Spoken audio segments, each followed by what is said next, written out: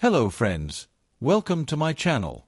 Today, I will recap the movie called Fall. Becky was climbing a rock face with her boyfriend Dan and her courageous friend Hunter, who was climbing without any safety equipment. Everything was fine, Becky climbing with her boyfriend, using ropes to secure herself to the rock, while Hunter went ahead, holding on only with her hands.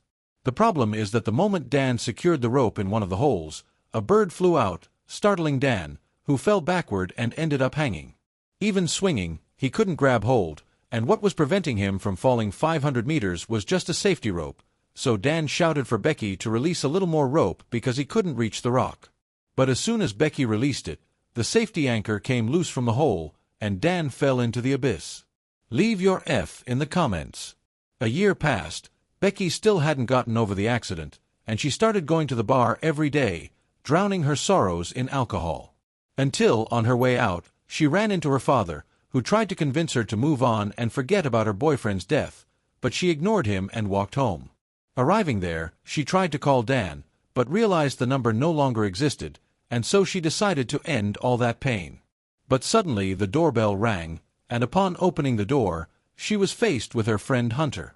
She had come to pull Becky out of her slump, inviting her friend on a new adventure, climbing the tallest radio tower in the USA, 600 meters high, and completely abandoned. All this, to reach the top and from there scatter Dan's ashes, allowing Becky to finally move on. Upon hearing this, Becky began to cry and said she wouldn't be able to, but the next day, seeing Dan's ashes in photo, she changed her mind and accepted the invitation to climb the abandoned tower. The two then got in the car and headed towards the tower, but on the way, while looking at Hunter's phone, Becky saw a man's hand in one of the photos and asked if her friend was dating. Hunter said the photo was too old and she didn't remember properly. As night fell, they decided to stop at a diner, and there Becky discovered that Hunter had become a YouTuber who recorded videos doing dangerous adventures, and that climbing the radio tower would be the new video for her channel. When the waitress arrived at the table, the girls asked where the radio tower was. The woman pointed to that red light in the sky, which was the top of the tower, leaving them both terrified at the sight of its size. Since it was night, they slept in a hotel until the next day, when Hunter woke Becky with the car horn, and from there, the two set off towards the tower. Hunter set up her phone to record and showed her followers the crazy thing they were going to do. Climbing a 600-meter high tower called B67, which would be demolished by the government in a few days, so there was no time for them to give up on the challenge. While recording, Hunter got distracted and they were almost hit by a truck.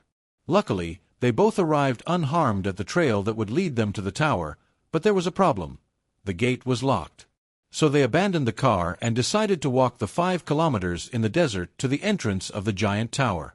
In the middle of the way, they came across an animal being devoured alive by some vultures, and instead of helping, Hunter took out her phone and decided to post a photo of the poor thing on the internet. Until, after walking a long way, they finally reached the base of the tower. And upon realizing how tall it was, Becky began to cry and said she didn't want to climb anymore. But Hunter reminded her of the reason they were doing this, which was to throw Dan's ashes from the top of the tower, so Becky calmed down and decided to face the challenge of climbing the giant tower. Hunter took out her phone and began to explain to her subscribers the plan step by step. First, they would go up the stairs until they reached the platform. Then they would have to climb the antenna to the top of the tower, where finally, they would scatter the ashes from up there. They approached the ladder and began the climb. Hunter went up first, while Becky followed close behind. The winds there reached over 100 kilometers per hour, which made the entire tower shake as they climbed. The moment Becky grabbed one of the bars, the iron came loose, and she almost fell from 200 meters high. As soon as they reached the middle of the tower, Becky shouted to her friend to stop for a moment so she could drink some water. After resting, they resumed the climb, and as soon as they reached the end of the first ladder, Hunter said that from now on they had to be even more careful because at this point the ladder no longer had protection, and any mistake would be fatal. With her eyes closed, Becky stood up and began to climb the last ladder before the top of the tower. They climbed very carefully, and Hunter told Becky not to look down, but she ended up looking and froze in fear at how high they already were. Falling from that height meant coffin and black candle, so she began to panic and shouted to her friend to go down, but Hunter refused to leave, saying everything would be all right. Reaching a radio antenna, Hunter squeezed her whole body through until she managed to pass and warned Becky to go slowly because this was the most difficult part of the climb.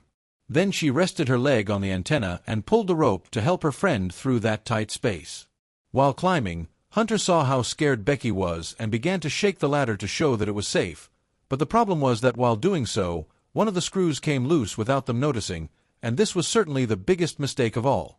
Well, when Hunter managed to reach the top, Becky asked her friend for a hand, but at that moment the ladder began to shake, and another screw came loose.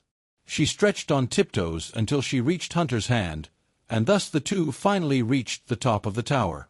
Up there, they took the drone out of the backpack, put it in the air, and made several videos to celebrate that they had managed to climb the tower. That's when Hunter asked Becky to pilot the drone to record while she hung on the edge of the platform. Hanging on with only one hand, Hunter swung while Becky recorded everything. Then she climbed up and said it was Becky's turn to hang. Even though she was scared, she decided to face the challenge and hung on while holding Hunter's arm, who took the opportunity to take a selfie of the two of them. When she climbed back up, Hunter told her friend that it was time for her to move on, so Becky opened the box with Dan's ashes and scattered them from the top of the tallest tower in the United States. After completing their objective, it was time for them to descend. Little Becky went first, holding Hunter's arm as she stepped onto the ladder and went down, but suddenly the ladder that had lost its screws came loose, sending Becky flying backward. Hunter was pulled by the rope but managed to hold onto the mast and save her friend's life while the ladders fell from the tower. Since they were tied together by the same safety rope, any wrong move could make them both fall. Seeing Becky hanging, Hunter wrapped the rope around the tower, supported her foot on the mast, and pulled the rope with all her strength, but her foot slipped and she let go of the rope, making Becky plummet even further. Keeping calm, Hunter slowly managed to pull the rope until Becky finally reached the only ladder that remained and thus returned to the top of the platform. Relieved, they began to laugh after almost falling from the tower, but when they looked down, they realized that all the ladders had come loose, and now there was no way to descend the giant tower. Looking at their phones, they saw that there was no signal, so they couldn't call for help. That's when Becky found something that could save their lives. It was the tower's emergency box, which contained binoculars and a flare gun. Before using the flare gun, they needed to find someone to attract attention, so Hunter took the binoculars and began to look for help, but found no one. That's when another problem appeared. When the ladder fell, the backpack with all the supplies ended up getting stuck on the antenna. Becky said they should use the rope to go down to the antenna and get the backpack, but Hunter thought it was better to wait for help. After all, someone must have seen all those ladders fall and would notify the authorities that the two of them were trapped at the top of the tower. When she looked at Becky's leg, Hunter saw a deep cut bleeding a lot, so she used her shirt to stop the bleeding. Hours passed, and realizing that help wasn't coming, Hunter used the binoculars to look around, and that's when she found a trailer near the entrance of the tower. The idea was to use the flare gun to attract the attention of whoever lived there, but upon looking closer, Becky said that the trailer was probably abandoned. They remembered that they had signal at the bottom of the tower because Hunter had managed to post the photo of the animal on the internet. So she wrote a help message to be sent to her followers as soon as the device had signal, warning that they were trapped at the top of Tower B67. Then they tied the phone and lowered it down the rope, but it was too short, and so they couldn't find any signal. But that's when Hunter had an idea. She hung from the platform and went down the ladder, where, holding on with only one arm, she stretched the rope even further, but her hand began to slip, and seeing that it was getting dangerous, she decided to go back up. She pulled up the phone to see if the plan had worked, but there was still no signal, and the message hadn't been posted. That's when Hunter had an idea. Throw the phone from the top of the tower to the bottom where there would be signal. Now, how to make the phone reach the ground intact? Well, she put the phone inside her shoe and then stuffed her socks and bra to cushion the fall. Thus, it was ready to be thrown, so they went to the edge, dropped the shoe, and looking through the binoculars, they saw that it had reached the ground. Now it was just a matter of waiting for help, but looking around, Hunter saw a man walking his dog near the tower. So they began to shout with all their might, asking for help, but with a distance of 600 meters to the ground. The man heard nothing. Realizing he was leaving, they threw their shoes from up there, and luckily, the dog heard and drew the owner's attention, who approached and picked up the shoe, But instead of looking up and seeing the girls at the top, he just looked around, saw no one, and threw the shoe away. Looking through the binoculars, they saw that the man lived in the trailer in front of the tower. Desperate, Becky took the flare gun, but when she was about to fire, Hunter stopped her, saying they would attract more attention if they fired at dusk, and since they only had one shot, they couldn't risk the guy not seeing it. Waiting for nightfall, Becky spent the time on her phone watching old videos of her wedding and noticed that during the kiss, her friend looked very strange, but that's when Hunter warned that she saw the man with another guy, and this was the perfect moment to shoot and attract both of their attention. She took the flare gun, pointed it upwards, and fired the signal into the sky. Waving her phone's flashlight, she drew the men's attention, who, looking through binoculars, saw that the girls were trapped at the top of the abandoned tower. They went into the trailer and began to drive towards the tower, leaving the two relieved because they would finally be saved, but upon reaching the gate, they found Hunter's car, and there Becky realized that something was wrong. Instead of opening the fence to rescue them from the tower, the men broke the window, stole the car, and drove away. Hours passed, and in the middle of the night, Becky held Hunter, who was falling from the tower due to sleepiness. She thanked Becky for saving her life, but realized that the wound on her friend's leg was getting worse, and she needed a doctor as soon as possible. But at that moment, Becky noticed a tattoo on Hunter's foot with the numbers 143, and at that moment, she remembered that it was a phrase in Morse code that her boyfriend Dan used. To say I love you. Now everything made sense. Her sad video at the wedding ceremony, along with that photo on her phone with the arm of a mysterious man, made it clear that Hunter was Dan's mistress while he was dating Becky. Crying, Hunter apologized and confessed that she had been having an affair with Dan, but said she had broken up with him 2 months before the accident on the mountain because she regretted betraying her best friend. The next day, the phone alarm started ringing, and they realized they had been trapped in that tower for over 24 hours. So, realizing that no one was coming to help them, Hunter had a plan to get them out of there. When the ladders came loose and Becky fell backward, the backpack ended up getting stuck on the antenna, and inside that backpack was a drone.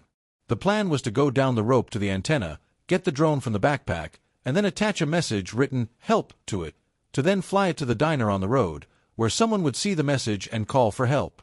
Tying the rope around her waist, Hunter began to descend the tower, and as soon as she got close to the antenna, she stretched out while trying to reach the backpack, but couldn't because the rope had reached its limit. So Hunter decided to let go of the safety equipment and hung by only one hand while swinging the rope to get the right momentum to jump to the antenna.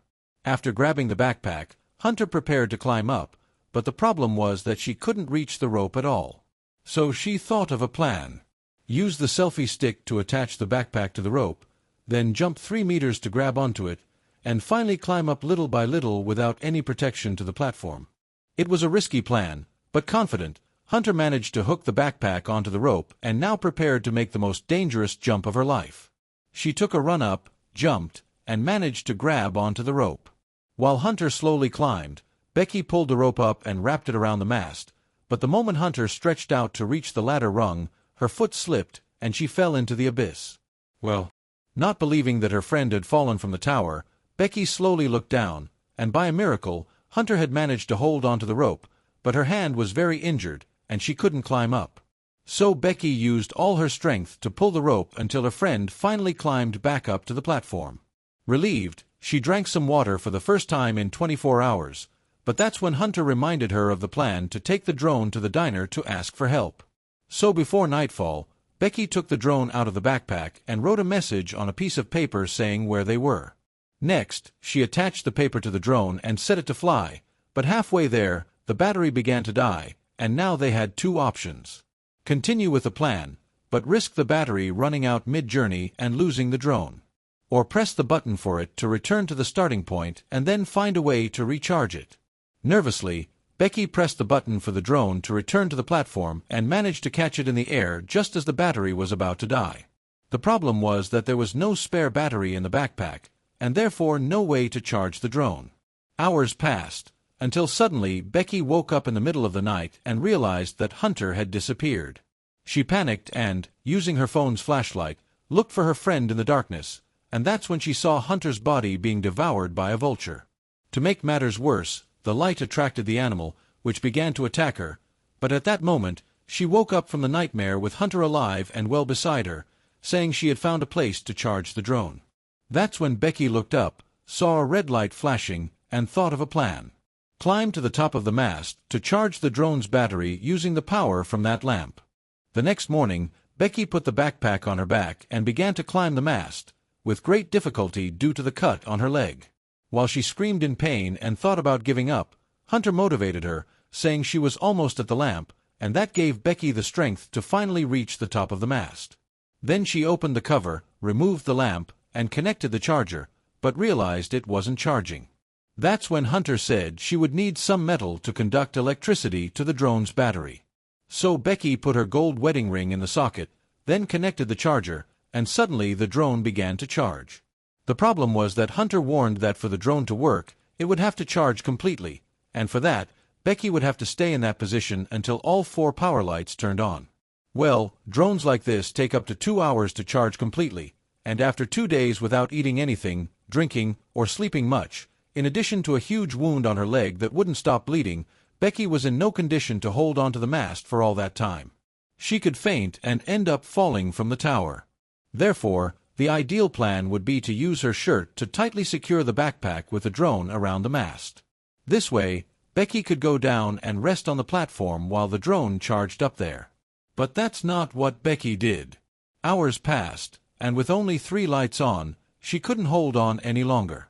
Only 1 more light was needed to fully charge the drone, but the problem was that the wound on her leg had attracted a vulture that began to attack the girl, causing her to drop the backpack. The strange thing is that Hunter didn't even try to catch the backpack as it fell straight into the abyss. Becky continued to be attacked by the vulture and couldn't hold on any longer. She slipped from the tower, but at that moment, the 4th light came on, and the drone finished charging. Relieved that the plan had worked, she climbed down to the platform and asked why Hunter hadn't tried to catch the backpack, but began to vomit and feel sick before her friend could answer. Then Becky took the binoculars to try and locate the diner in the middle of the desert, and after finding the place, she turned on the drone, attached the help message, and began to fly it towards the diner. But when it was almost there, the drone was hit by a truck on the road and was completely destroyed, ending any chance of help. But that's when Becky noticed the driver getting out of the truck to see what had happened, but he didn't see the paper, only looked at the drone and drove away while she screamed desperately. Hours later, Becky looked at the sky and realized a storm was approaching. So she thought of one last plan to try and escape. If it didn't work, they wouldn't survive. The plan was as follows: take Hunter's other shoe, put the cell phone inside, and this time make a protection with all the clothes they had. This way, the cell phone wouldn't break upon impact, and as soon as it hit the ground, it would get a signal that would send the help message on the internet. Becky then asked for her friend's other shoe to put the plan into action, but at that moment, with her face covered in blood, Hunter said she couldn't help anymore. That's when Becky decided to look down and was faced with Hunter's body lying on the antenna, being devoured by a vulture. After Hunter fell backward while trying to climb with a backpack, Becky imagined that she had managed to grab the rope so she wouldn't have to deal with the loss of her friend. But in reality, she fell directly onto the antenna and didn't survive the fall. Being 2 days without eating and drinking almost nothing, she ended up hallucinating, and the fear of being alone made her imagine Hunter by her side all this time, even after she had fallen from the tower. After discovering that she was alone in that tower, Becky took the cell phone and recorded a farewell video for her father, telling him everything that had happened and saying she loved him very much. The next morning, a vulture approached the platform, saw the girl's body, and began to bite the wound on her leg, but by a miracle, Becky was still alive and, grabbing the animal by the neck, got her first food. After replenishing her energy, Becky prepared for her final plan. Since she was without shoes, she decided to go down to the antenna where Hunter's body was to get her friend's shoe and throw the cell phone from the tower one more time. Using her last strength, she tied the rope to the mast and began to descend the tower to reach Hunter's body, but the rope was too short, so she let go and jumped to the antenna. Taking the cell phone, she wrote a message to her father saying she was trapped at the top of Tower B67. Becky sent her location and said she needed help immediately. Then she put the cell phone in the shoe and stuffed it into a wound made by the vulture on Hunter's stomach so that with the device well protected inside the body, she could ensure it reached the ground intact and sent the message to her father. She apologized to her friend, saying she didn't want everything to end this way, and after saying goodbye, Becky pushed Hunter's body off the tower. Realizing that the body had reached the ground, Becky had nothing left to do but pray that the cell phone had managed to get a signal and send the message. Meanwhile, Becky's father was driving down the road desperately looking for his daughter, who had disappeared 2 days ago, but that's when the cell phone got a signal, and he received Becky's message.